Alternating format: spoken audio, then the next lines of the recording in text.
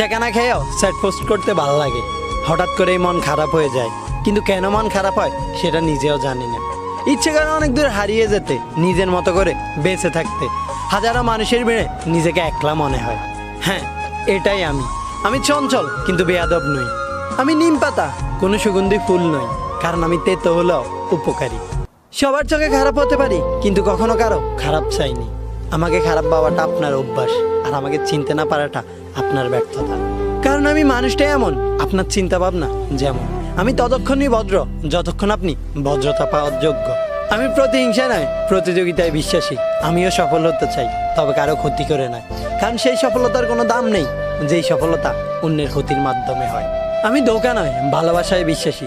আমি ছোট ছোট বলে হাল ছেড়ে দেওয়া নয়, সেই ভুলগুলোকে শুধরে নিয়ে নতুন করে এগিয়ে যেতে চাই। আমি ঘৃণা নয়, সবার ভালোবাসার মানুষ হিসেবে বেঁচে থাকতে চাই। এটাই আমি। আপনার সমাজ নয়, আমার সমাজে আমিই দামি।